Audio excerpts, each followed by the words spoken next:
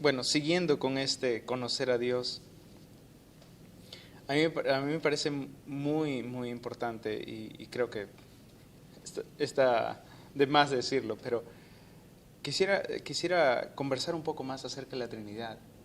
¿Por qué esta doctrina es tan importante y más para el nuevo creyente? Wow. Tú me dijiste que íbamos a tener una charla muy, muy fácil y ahora me estás preguntando sobre la Trinidad.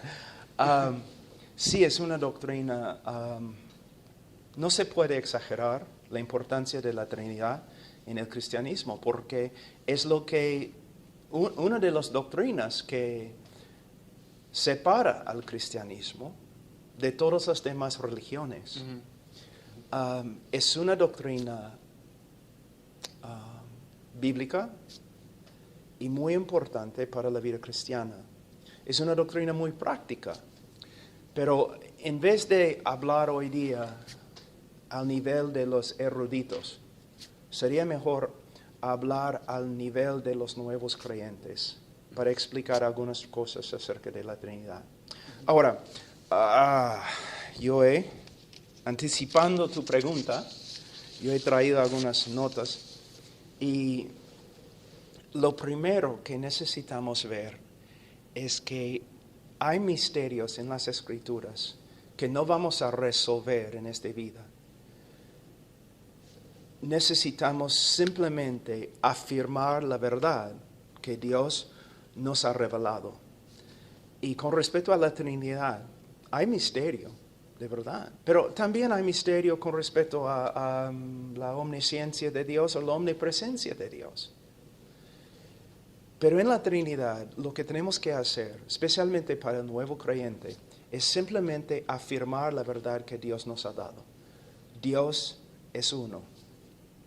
El cristianismo no tiene tres dioses, como algunas sectas dicen acerca de nosotros. No tenemos tres dioses. Dios es uno.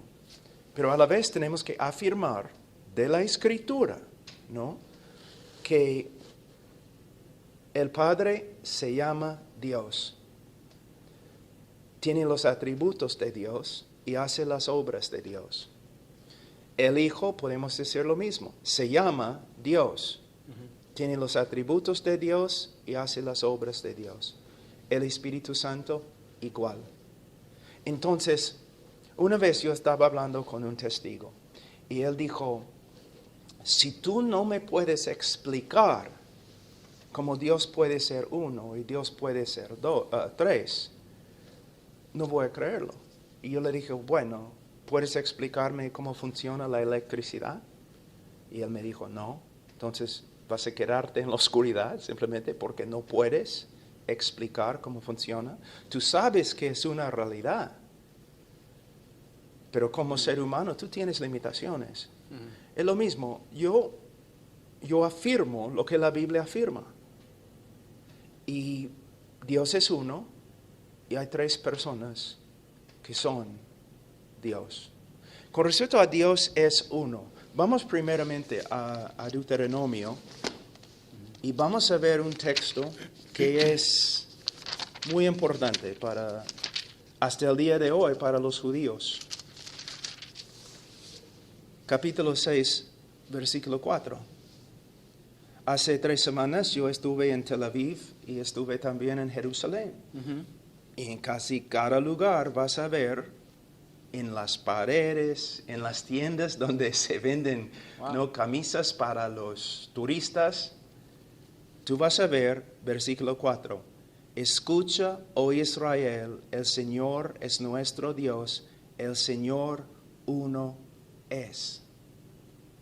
Now, cuando en el Antiguo Testamento, en hebreo, cuando escuchamos escuchar, especialmente como un mandamiento, escucha, significa más que simplemente oír, sino también obedecer.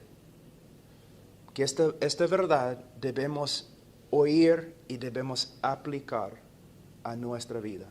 ¿Okay? Entonces, un texto muy importante llega a ser en hebreo Shema, que significa oír, escucha. Entonces, Dios es uno y es el testimonio de toda la Escritura. Y no solamente el Antiguo Testamento, sino también el Nuevo Testamento testifica que Dios es uno. Los apóstoles no cambiaron nada con respecto a esta verdad fundamental de la religión de la Biblia. Dios es uno. Podemos ir a 1 Corintios. Por ejemplo, Pablo está obrando acá, predicando entre un grupo de personas, una cultura que tenía muchos dioses. Y en versículo 4, él dice, por tanto, en cuanto a comer de lo sacrificado a los ídolos, sabemos que un ídolo no es nada en el mundo y que no hay sino un solo Dios. A la vez, él dice, hay un solo Dios y un solo mediador entre Dios y los hombres, Jesucristo. El hombre Jesucristo. Ahora, entonces, el nuevo cristiano, el nuevo creyente necesita saber y afirmar que hay un solo Dios. Pero a la vez, tenemos que afirmar que en el Nuevo Testamento y a veces en el Antiguo Testamento, podemos ver textos que nos muestran que aunque Dios es uno, hay algo casi inexplicable, especialmente en el Antiguo Testamento, que está comenzando a revelarse. El Hijo de Dios, el Mesías, que a veces en los profetas, aún en la ley, podemos ver un hombre, pero a la vez este Mesías es mucho más que un hombre. Por eso muchos rabinos y muchos escribas y estudiantes antes de la venida de Cristo y aún después afirmaban que el Mesías iba a ser divino. También vemos el Espíritu Santo, no solamente en el Nuevo Testamento, sino también en el Antiguo Testamento. Y podemos ver que tiene atributos divinos, está haciendo obras que solamente Dios hace. Por ejemplo, el verbo para crear en hebreo solamente se usa con respecto a Dios, pero podemos ver en Génesis 1, Dios está creando en el principio, pero el Espíritu Santo está involucrado. Llegamos a Colosenses capítulo 1 y entendemos que por medio del Hijo todo fue creado. Entonces, la idea de que hay tres personas que son igualitas divinas, igualmente divinas, no es solamente una doctrina nuevo testamentaria, sino también se encuentra en la ley, la literatura de sabiduría y también en los profetas. Es muy importante. Ahora,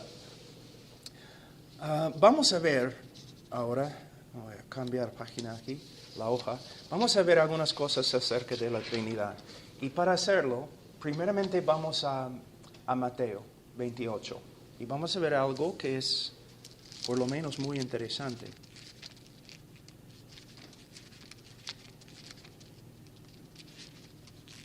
Tengo una nueva Biblia en español, es muy difícil encontrar mi lugar.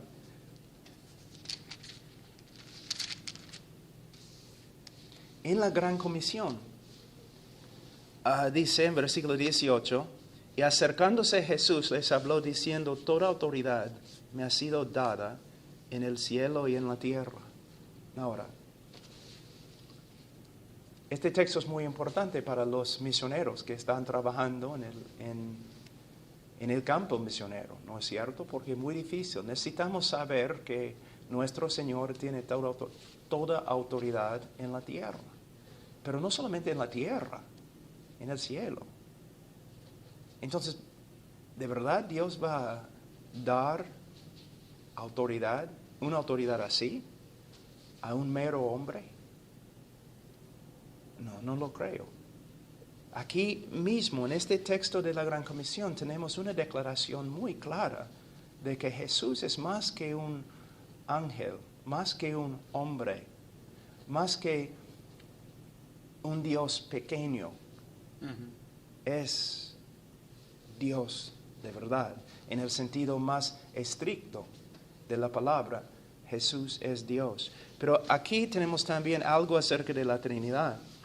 Dice en versículo 19, id pues y haced discípulos de todas las naciones, bautizándolos en el nombre del Padre y del Hijo y del Espíritu Santo. Quizás un nuevo creyente dice o pregunta, ¿qué tiene que ver con la Trinidad? Bueno, no solamente es el hecho que se mencionan acá el Padre, el Hijo y el Espíritu Santo, sino dice en el nombre del Padre, del Hijo y del Espíritu Santo. Debe decir lo siguiente, en los nombres del Padre, del Hijo y del Espíritu Santo. Pero dice en el nombre singular de 3 personas, plural. Entonces aquí podemos ver no solamente que Dios es uno, un solo nombre, pero a la vez 3 personas. Y el hecho que tenemos Padre, Hijo y Espíritu Santo juntos así, ¿cómo vamos a poner Jesús o el Espíritu Santo en el mismo nivel del Padre si no son iguales al Padre? ¿Me entiendes? Ujú. Entonces, en este texto, es un texto acerca de la Gran Comisión, podemos ver algo de la Trinidad. Y cuando un cristiano se bautiza, no solamente es una proclamación pública acerca de su identificación con el cristianismo, con Jesús, pero se bautiza en el nombre del Padre, del Hijo, del Espíritu Santo. Muy importante. Y también podemos verlo en 2 Corintios. Vamos a 2 Corintios un ratito. Capítulo 13.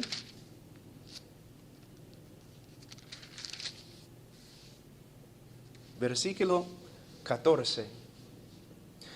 ¿Qué estoy haciendo? Antes de leer el texto, estoy leyendo de textos que al principio una persona va a decir, ¿qué tiene que ver con la Trinidad? Son textos que tienen que ver con otra cosa. Lo que estoy mostrando es que aún en las referencias o en textos a través de todas las escrituras podemos ver referencias a la Trinidad. Y son inexplicables. De una forma, los textos serían blasfemos. ¿Blasfemos? Sí. Si Jesús no es igual a Dios, si el Espíritu Santo no es igual al Padre y al Hijo. En versículo 14, la gracia del Señor Jesucristo, el amor de Dios y la comunión del Espíritu Santo sean con todos vosotros. El hecho que se mencionen juntos, el hecho que Jesús, y en griego es muy importante, el orden, el hecho que Jesús se menciona antes del Padre. ¿Cómo va a escribir esto Pablo si Jesús no fuera igual al Padre? ¿Y cómo va a poner las 3 personas juntas si el Padre, el Hijo y el Espíritu Santo no son iguales y no son Dios? ¿Me entiendes? Ahora, vamos a algunos textos que hablan directamente acerca de cada persona y el hecho que cada persona se llama Dios. 1 Corintios 8:6, podemos volver. 1 Corintios 8. Es bien interesante también los versículos que has estado mencionando, porque la idea no es mostrar la Trinidad, sino son indirectamente Sí. referencias a una Trinidad. Lo tenían por asumido ya, ¿no? Sí, por asumido, totalmente, ¿no? Y corre por toda la Escritura. Y podemos decir, tengo que decirlo, no solamente el Nuevo Testamento. Si somos honestos, tenemos que reconocer en el Antiguo Testamento lo mismo, que el Mesías, ¿quién es? Los rabinos siempre andaban perplejos con respecto a eso, porque de verdad es un hombre, pero el Mesías es mucho más que David, mucho más que un hombre, mucho más que un ángel. Y el Espíritu Santo no es un poder impersonal, no como electricidad, es una persona, tiene una voluntad, hace obras. Aún en el Antiguo Testamento, el Espíritu Santo puede ser ofendido. Ya comenzamos a ver. Hay algo que está pasando acá. Es una de las razones por las cuales de verdad me encanta el Antiguo Testamento. Es un tesoro. Es como sí, buscar y por buscar. medio de estudiar en el Antiguo Testamento, tú comienzas a ver, wow, la doctrina de Cristo se encuentra acá. La doctrina del Espíritu Santo se encuentra acá, claramente. Y Jesús, Él no se encuentra solamente en el Nuevo Testamento, se encuentra en cada página de la Biblia. Todo tiene que ver con Él. Y los grandes predicadores, ellos se daban cuenta de eso. Y sus prédicas eran tan impactantes porque predicaban a Cristo. No simplemente una moralidad o 10 principios por los cuales podemos mejorar la vida. No, ellos predicaban a Cristo. Y es lo que nosotros debemos hacer, es predicar a Cristo. Ahora, en 1 Corintios 8:6, sin embargo, para nosotros hay un solo Dios, el Padre, de quien proceden todas las cosas y nosotros somos para Él, y un Señor Jesucristo por quien son todas las cosas y por medio del cual existimos nosotros. Algunas sectas dicen, ya, ve, ustedes, los cristianos, deben escuchar este texto porque dice hay un solo Dios, el Padre. Sí, Pablo en este momento está enfatizando la deidad del Padre. Pero no debemos olvidarnos. ¿Qué más dice? Mira, Jesús se llama el Señor en el mismo texto. El Señor, que en el Antiguo Testamento es una palabra muy importante que se reserva solo para Dios. También existimos por medio de Él, pero la Biblia dice que Dios sustenta el mundo, que Dios creó el mundo. Entonces, no es una negación, solamente Él está poniendo énfasis en la persona del Padre. Ahora, vamos a Juan 1. Ya, hablando así no voy Sí, a pues. poder entrar en el cielo, ¿no? No. Juan 1:1. En el principio existía el Verbo, y el Verbo estaba con Dios, y el Verbo era Dios. Es lo que el texto dice. En el griego dice, la énfasis es aún más sobre la deidad del Verbo. ¿Por qué? En el griego dice, en el principio existía el Verbo, y el Verbo estaba con Dios, y Dios era el Verbo. Poniendo la énfasis en su deidad.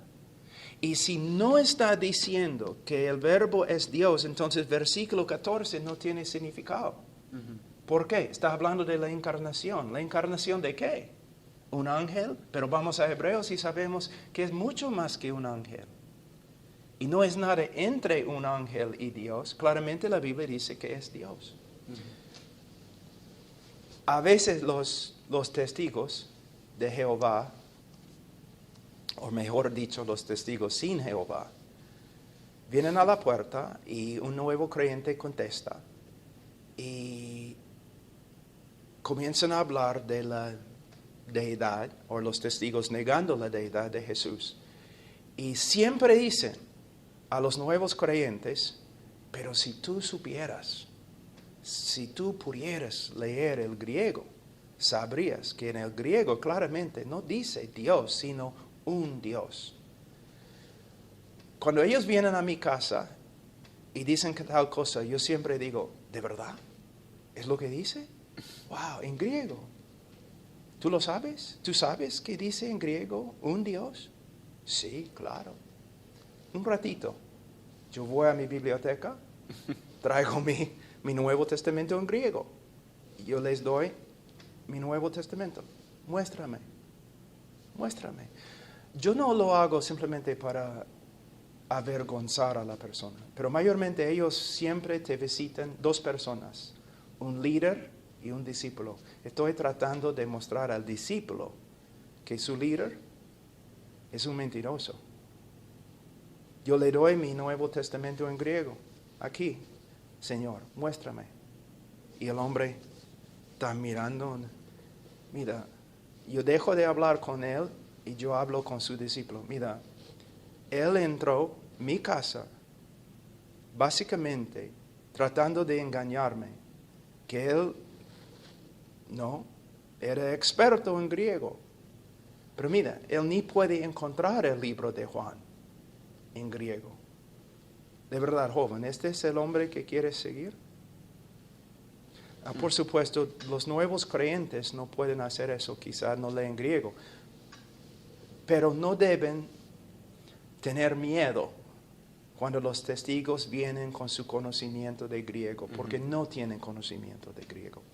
Otra cosa que es muy importante,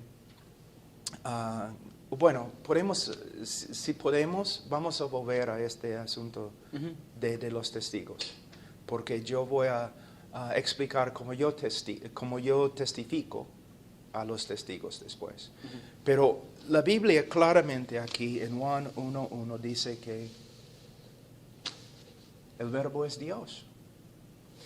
Luego podemos ir a Hechos, capítulo 5, y vemos en versículo 3, ¿no? La historia, el castigo de Ananías y Zafira. Versículo 3, mas Pedro dijo a Ananías, ¿por qué has llenado, Satanás, tu corazón para mentir al Espíritu Santo y quedarte con parte del precio del terreno? Versículo 4, mientras estaba sin venderse, no te pertenecía, y después de vendida, no estaba bajo tu poder, porque concebiste este asunto en tu corazón. No has mentido a los hombres, sino a Dios. Versículo 3, él mintió al Espíritu Santo. Versículo 4, mintió a Dios.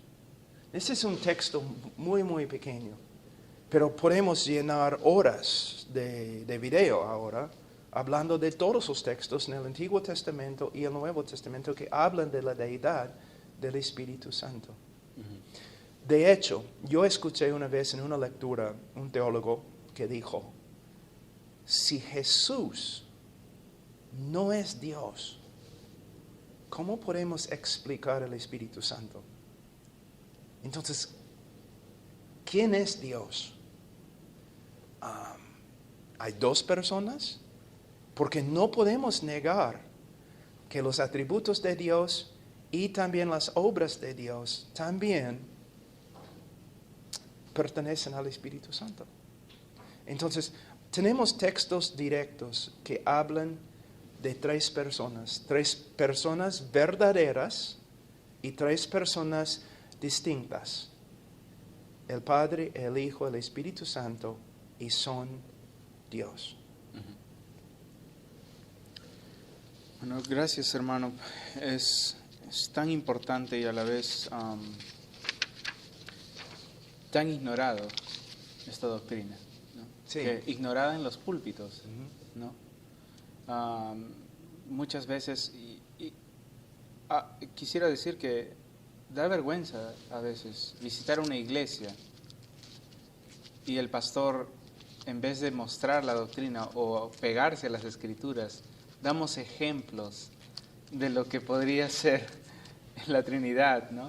E inclusive caemos en la herejía conocida como el modalismo, ¿no? Sí, bastante. Algunos de los ejemplos. H2O. Ajá. ¿Ok? El agua. Sí, líquido, sólido, hielo y vapor. No es una buena ilustración, hermano, es moralismo, es una herejía. Modalismo. Moralismo. También, ¿qué es este? Viene del pasto y es una sola planta, pero tiene 3 hojas. El trébol. Sí, ¿no?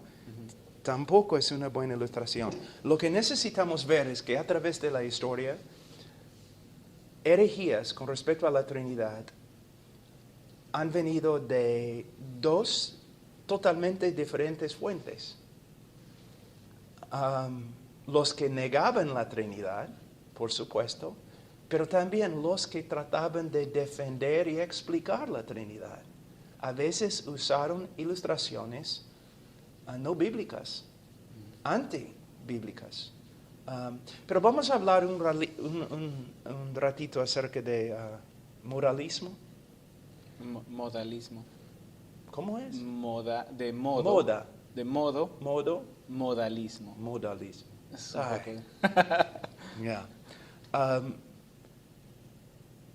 Esa herejía se encuentra bastante en nuestro Perú. El grupo, ¿cómo se llama? Solo Jesús. Los unitarios, creo. En el norte del Perú, en la sierra también. Yo he tenido que hablar con personas que eran víctimas de esa doctrina. Y ellos dicen básicamente que si hay un solo Dios, pero no hay 3 personas distintas y verdaderas, sino Dios se revela a través de 3 diferentes modos. ¿No? En el Antiguo Testamento, el Padre. En el Nuevo Testamento, el Hijo, en la encarnación. Y ahora en el Espíritu Santo. El problema es que el Padre, el Hijo y el Espíritu Santo crearon el mundo. Sostienen el mundo. También hay un texto muy sencillo que demuestra cuán ridículo es esta herejía. Se encuentra en Marcos capítulo 1. Marcos 1, versículo 10. Está hablando del bautismo de Jesús. En versículo 9, y sucedió en aquellos días que Jesús vino de Nazaret, de Galilea, y fue bautizado por Juan en el Jordán. E inmediatamente al salir del agua, vio que los cielos se abrían y que el Espíritu Santo como paloma descendía sobre él, y vino una voz de los cielos que decía: Tú eres mi Hijo amado, en ti me he complacido. Ahora, el Hijo es bautizado, el Espíritu desciende y el Padre habla del cielo. Entonces, el Hijo en el agua, bautizado, el Espíritu descendiendo sobre él y el Padre hablando del cielo. En esta ilustración tan sencilla ya podemos ver que la doctrina es una herejía, que no es, como ellos dicen, un solo Dios, una sola persona que se manifiesta en 3 diferentes modos, sino un solo Dios, 3 personas distintas y verdaderas, el Padre, el Hijo y el Espíritu Santo. Ahora, una persona me dice, pero explica la doctrina. Mira, la verdad no depende de mi capacidad de explicarla. La verdad es la verdad. Se sostiene a solas, sin yo. No me necesita, ¿no? Yo solamente, como un hombre limitado, yo solamente tengo que someterme a las Escrituras. Un testigo una vez estaba hablando conmigo y yo le dije, mira, la diferencia es, tú te sientes capaz de inventar nuevas doctrinas. yo me someto a solamente lo que se revela en las Escrituras. Yo no tengo opciones porque yo creo que la Biblia es la palabra de Dios. Y si la Biblia me dice que Dios es uno, yo tengo que afirmar, conforme a cómo se explica en las Escrituras, que Dios es uno. Y si la Biblia me dice que el Hijo, el Padre, el Hijo, el Espíritu Santo, cada uno lleva el nombre de Dios, yo tengo que aceptarlo. Yo no tengo opciones. Y las sectas, ellos se sienten capaces de no solamente inventar doctrinas diferentes, sino cambiar las Escrituras, como los testigos lo han hecho en su traducción. ¿No? Otra cosa que quizás es muy, muy importante decir, que una manera de ver la Trinidad, una manera práctica, es que en Juan 1:18, vamos a Juan 1:18.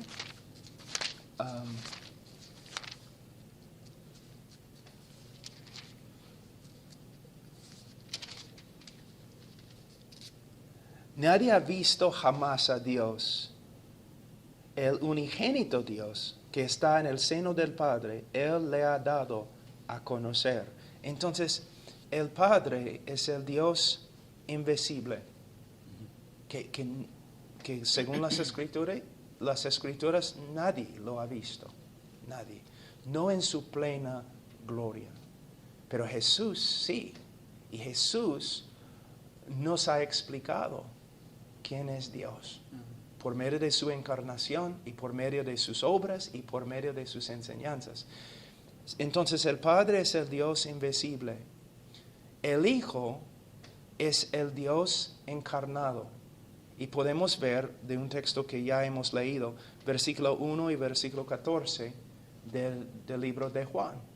¿No? En versículo 1, en el principio existía el Verbo y el Verbo estaba con Dios y el verbo era Dios. 14, y el Verbo se hizo carne y habitó entre nosotros. Y vimos su gloria, gloria como del unigénito del Padre, lleno de gracia y de verdad. La palabra habitar acá se puede, en griego, es más que Él tabernaculó entre nosotros, se puede decir. No, en el Antiguo Testamento, durante los reinados de David, Salomón, durante las épocas del templo, Dios habitó dentro del templo. Pero ahora Dios en su plenitud habita dentro de la persona de Jesús. Y al final, en Romanos 8, con respecto al Espíritu Santo,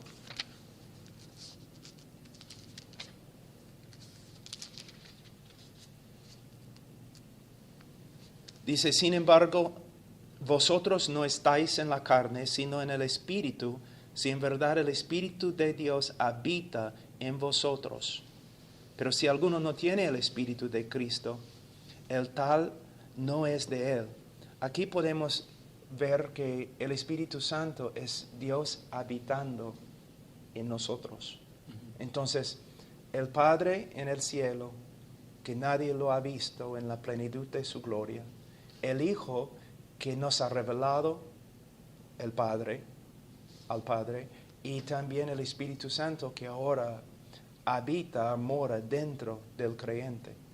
Y también en el texto que yo leí hay algo muy interesante. Simplemente escucha lo que dice. Sin embargo, vosotros no estáis en la carne, sino en el Espíritu. Hablando del Espíritu. ¿Okay?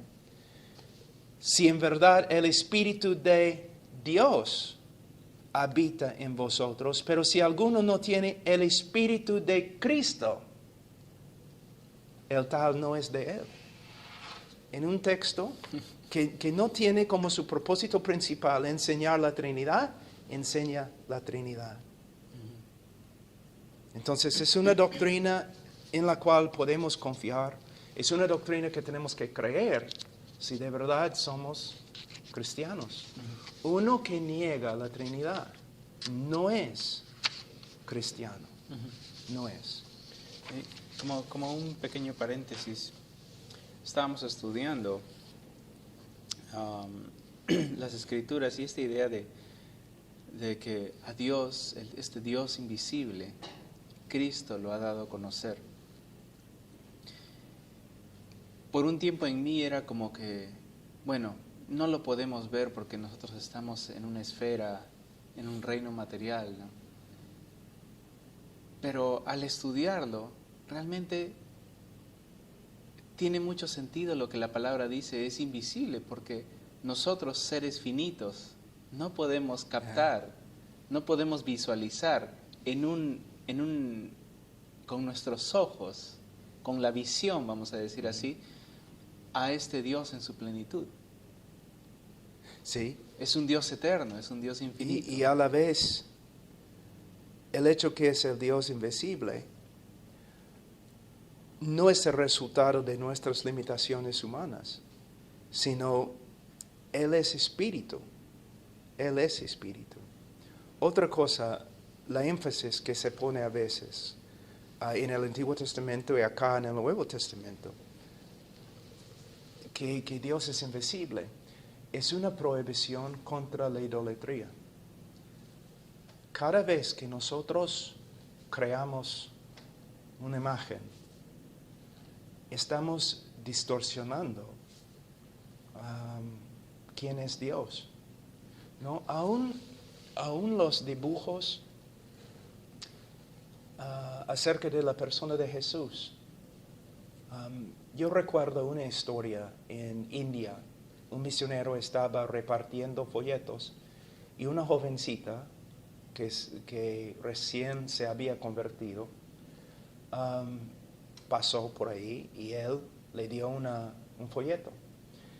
Y ella regresó después de 5 minutos llorando. Y el misionero dijo, ¿por qué estás llorando? ¿Qué pasa? Y ella le miró el folleto y el folleto tenía un dibujo de supuestamente la cara de Jesús. Y él dijo, la chica dijo, la hermana, oh hermano, yo pensaba que él era mucho más glorioso que lo que se ve acá. Entonces cada dibujo, cuadro, imagen de Dios, aún de Jesús, es una distorsión de la gloria de su persona.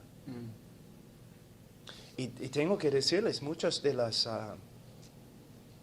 imágenes de Jesús en cuadros, los icons, ¿cómo se dice?